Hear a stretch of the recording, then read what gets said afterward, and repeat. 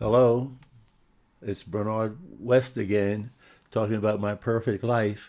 And to remind you, I'm from a family of 16. I had 15 brothers and sisters.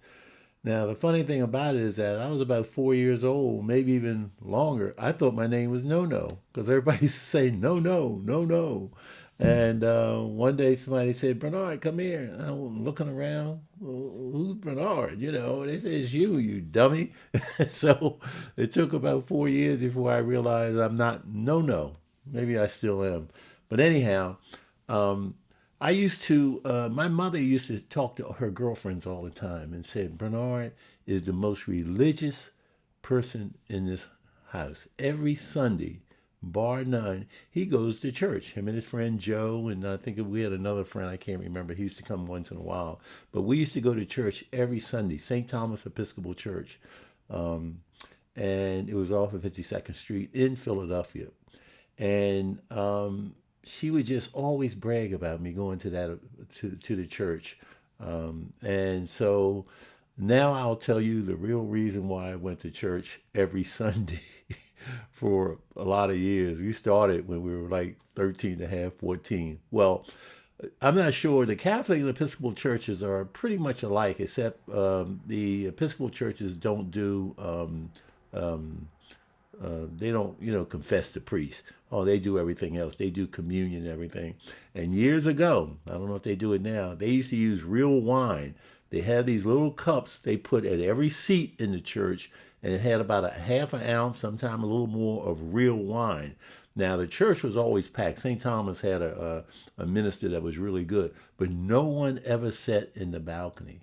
So there's about 100 seats up there, and all of them had this little half an ounce or ounce of red wine at every seat. And we used to go up into the balcony. I'm surprised they never caught us. All these years, they never caught us.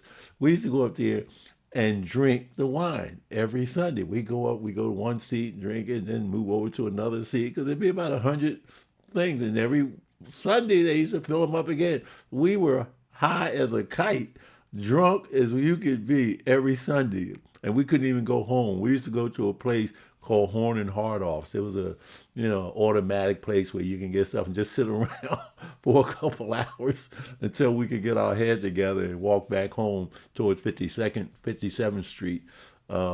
Because every Sunday we used to get drunk, and nobody never knew that. That was the strangest thing you ever seen. And also, Easter is a time. I'm not sure whether your neighborhoods, but years ago, Easter was a time when on Sunday everybody used to get new clothes. Even in the hood where we live, but we couldn't afford new clothes. There's just too many of us. And so Easter was the Sunday where everybody got new clothes. They went to the church with the bonnets and whatever. And then they used to come home, and then you have a nice Easter dinner and everything, and then you get the eggs. My mother used to put in Easter, for Easter Sunday, she used to use shoe boxes and real grass and put it in a box. And we used to get some jelly beans. But what she never did, which was odd, is she never colored the eggs. I mean, she boiled them, so we had the eggs and we could eat the eggs. But if you go into most people's homes, you had eggs all covered up in the boxes. But we never had the eggs. And also, St. Thomas Episcopal Church was our church. But since she could never buy us new clothes, she used to just put the old clothes on us, and we used to go to another church.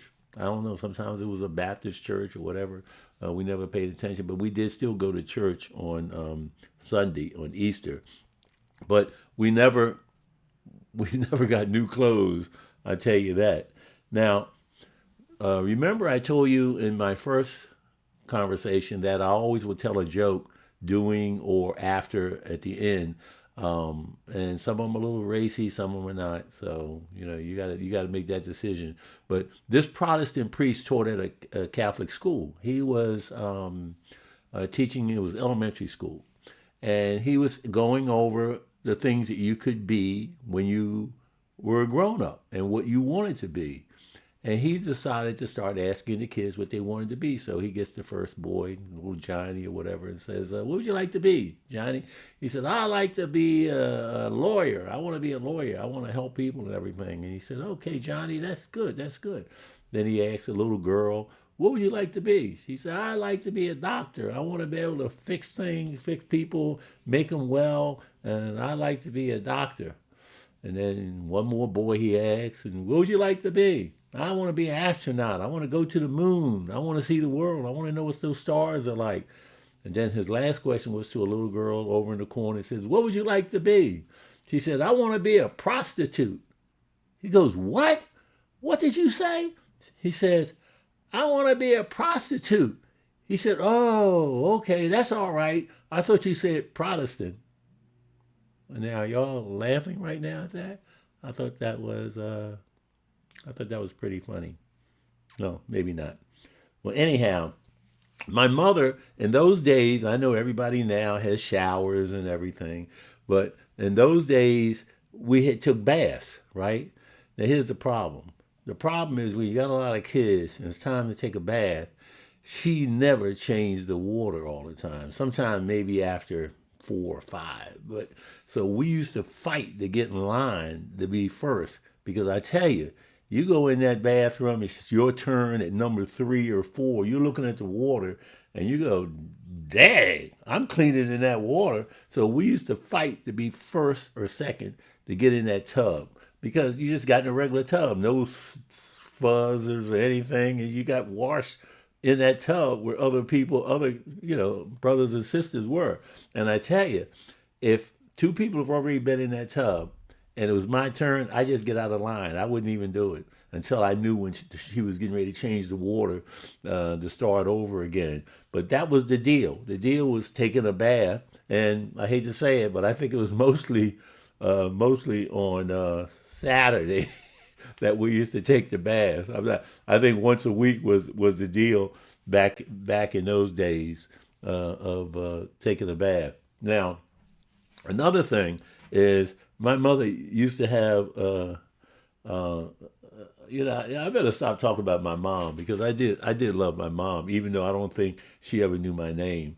But anyhow, my dad, I never liked my dad, never. He had favorites, and I was not one of the favorites, but I never liked him, and he never knew my name. When he was dying, I was holding his hand. He kept calling me Donald, and so he never knew my name.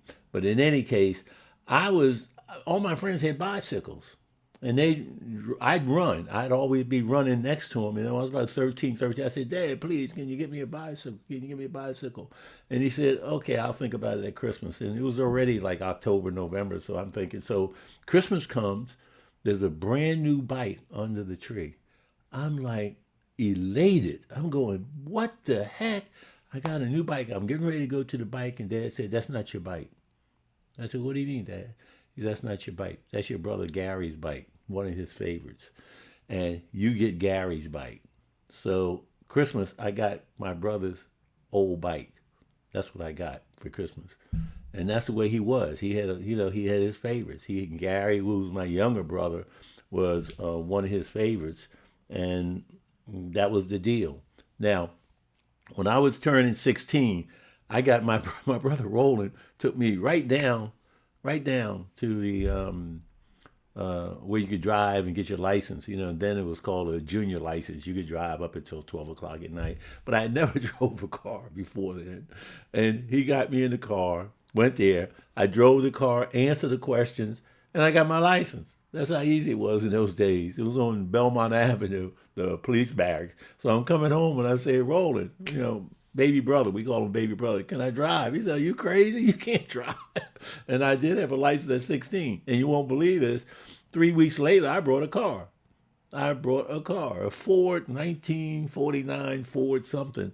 And the car was like, I don't know, $25 or whatever. Remember, as I told you before, I worked all the time. I used to do everything, newspapers, routes, and all of that. But the guy told me, he said, "Bernard, I'm selling you this car, but I don't want no mess. I want you coming back." I would not drive this car any farther than I care to walk back. that he was absolutely true because the darn thing used to overheat all the time. But before then, I had my first date. I think I was like 15 years old. And it was this girl that went to the same school I did, but she lived in Roxbury. Roxbury, by bus and everything, is probably about an hour and a half bus ride, a little farther. But I asked her for a date. Now, remember, in those days, I don't know what they do. In those days, when you went to the movie, you paid one time. You saw a couple cartoons like Bugs Bunny or something.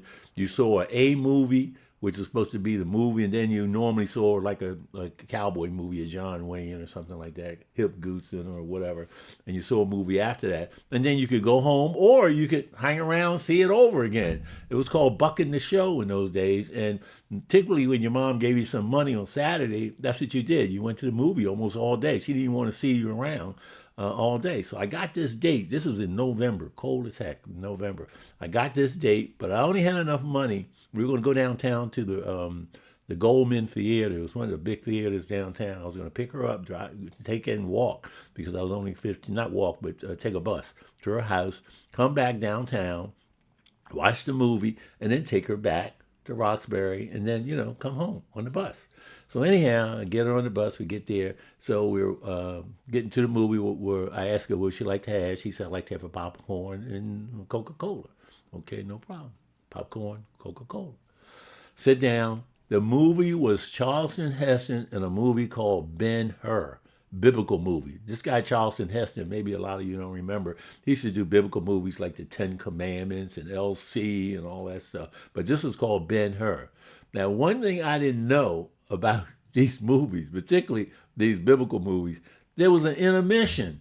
I mean, the movie was 3 hours long. We never had anything like that, the movies I go to in the local neighborhood. And so the movie starts, Technicolor CinemaScope, man, really great. And all of a sudden it goes, boom, 10-minute Minnesota intermission. Now, I only had money for a hot dog and a Coke for her, popcorn and a Coke for her, and that was it. Now, intermission comes, 10-minute intermission. They're playing some kind of music. And she says, I'd like to have a hot dog and another Coke, Bernard. And I'm going, oh my God, oh my God. So, being proud and not wanting to say no, I knew that was my bus money coming home. I go, okay.